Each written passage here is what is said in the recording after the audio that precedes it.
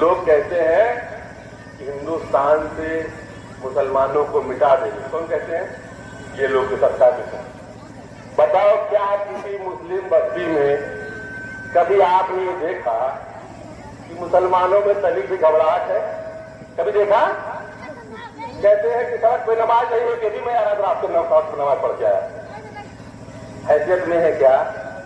इतना बड़ा दुनिया है, उसमें छोटा सा मुल्क हिंदुस्तान, और इतने छोटे से मुल्क में 26वां हिस्से में एक प्रांत उत्तर प्रदेश, उसमें कुर्सी पर बैठने वाला आपके वोटों के दम पे जो मात्र 5 साल के लिए आपकी हरवाही करने के लिए बैठा है, उसका ये अहंकार कि कहता है कि हम उस चांद को तोड़ेंगे। किसको तोड़ेंगे? ईश्वर के नाम लेने वाले का मुंह बंद कर देंगे। बताओ, ये उसका पागलपन है या दीवानापन है? दुनिया में जापान से लेकर के, पूरब में जापान से लेकर के और पश्चिम में अमेरिका तक, हर जगह पर हय्यल फलाह और हय्यल फलाह की आवाजें बुलंद हैं, अल्लाह अकबर की आवाजें आ रही हैं। और मुसलमान तो वो है कि अभी आप देखिए, एक फिलिस्तीन में मस्जिद का मामला चल रहा है, दुनिया की सबसे बड़ी बड़ी ताकतें वहां बम मार रही हैं, लेकिन लोग, बच्चे मर जाते हैं, उसके बाद भी मुस्कुराते हुए क्या कहते हैं? हम कामयाब हो गए, फेल नहीं हुए। क्यों? हमारी मौत अगर इस मंच पे है, ईश्वर ने समय तय कर रखा है ना, कब मरेगा कौन? अगर हमारी मौत इस मंच पे है, तो धरती का कौन सा वीर है जो मुझको इस मंच से उतरने तक जिंदा रख सकता है? बताओ, नहीं ना? तुम्हारी भी मौत उसी ईश्वर ने तय कर रखी है। ये जो टहल रहे हैं लुंगी पहन करके, जो ये तय करते हैं कि हम हिंदू राष्ट्र बनाएंगे और तुमको फिर से गुलाम बनाएंगे, अगर तुम गुलाम बनना चाहते हो तो बन जाओ। मुसलमानों का बाल बाका कोई न कर पाया है, न करेगा। हम मरेंगे, अगर मरेंगे तो हम इसी मुल्क में जहां मरेंगे वहीं दफन होंगे। 1000 साल बाद जमीन खोदी जाएगी तो मेरी हड्डी गुड्डी कुछ न कुछ उसका डीएनए निकलेगा। लेकिन ये जो लुंगी वाला, जो ईश्वर का, अल्लाह का नाम मिटाना चाह रहा है, जब ये मरेगा तो उसकी राख गंगा में डाली जाएगी, और गंगा से बहते बहते कहां जाएगी? बांग्लादेश चली जाएगी। कहां चली जाएगी भैया? कहां जाएगी? अब बताओ, हिंदू राष्ट्र बना रहे हैं। अभी अपनी उसी तकरीर में महाराष्ट्र में उन्होंने क्या कहा कि इंडिया गठबंधन वालों के आत्मा में औरंगजेब की आत्मा घुस गई। कहा था ना, कैसे में चल रहा है, देख लीजिए साथियों। हिंदुस्तान की तारीख में ये कहा जाता है कि हिंदुस्तान सोने की चिड़िया थी, कहा जाता है ना। दूध और शहद की नदियां बहती थी, कहा जाता है ना। किस दौर में? क्या पुष्पमित्र कुंभ के दौर में, जब दलितों का, जब बौद्धों का कत्लेआम हो रहा था, उस दौर में बहती थी? नहीं। किस दौर में बहती थी? मुगल सम्राट औरंगजेब रहमतुल्लाह अलैह के दरबार में, हुकूमत में इस मुल्क की जीडीपी 27% थी। कितनी थी? पूरी दुनिया का व्यापार की 27% पूंजी अकेले हिंदुस्तान से सिर्फ मुगलों के पास था, औरंगजेब के पास थी। कितने? 27%।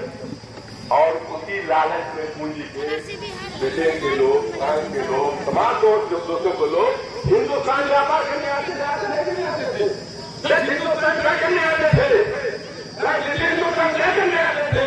हिंदुस्तान क्या करने आते थे? ब्रिटेन के लोग हिंदुस्तान में औरंगजेब की हुकूमत में आकर के काहे बात कर रहे खड़े। आपके पास दौलत थी, आपकी दौलत की महक उनको मिला थी ना।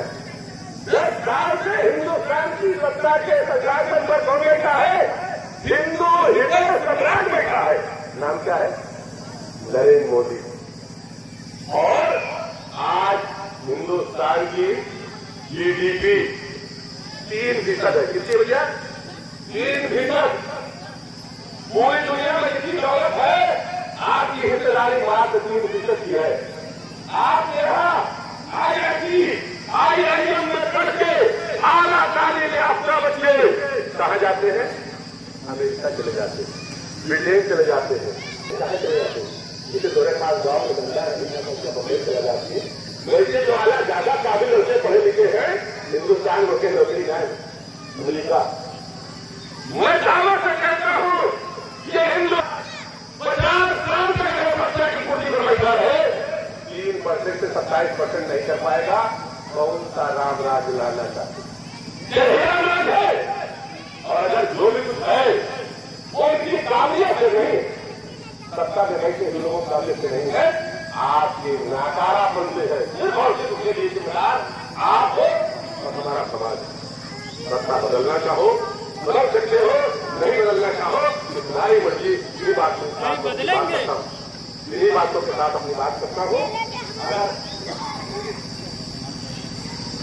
अगर आप बदलना चाहते हो तो आपके बीच का गरीब की औलाद किसी अखबार में नहीं पैदा हुआ, नहीं करो ध्यान से देखिए कितना जरूर होगा। थोड़ा बहुत गरीबाई होगी तो बहुत मुर्चा जिंदाबाद जिंदाबाद इंडियन न्याय मोर्चा जिंदाबाद जिंदाबाद डॉक्टर बहन पलवी जिंदाबाद जिंदाबाद डॉक्टर बहन पलवी राष्ट्रीय जिंदाबाद। ये बाबा साहब अम्बेडकर की जीत होगी, ये मंगल काशीराम की जीत होगी, ये वजीर फकीरों की जीत होगी। ये देखिए अगर ऐसा नहीं कर पाओगे तो जैसे चुनाव हार जाना, गाँव में रोटी पकाते हो ना, एक तवा होता है, तवा जब रोटियां पाकर वो पलट नहीं होती, जितना करका हो तो करका करका खाते ना तो तवा तेल डाल दिया, अच्छा तो बनाए थे, ऐसे मुहिम लगाए थे, बैठ गया। अगर हारोगे तो निगमवा बन सकता है दलितों का और दूसरों का, और अगर राहु तो ये लुंगी वाला गायब हो जाएगा। इस बात के साथ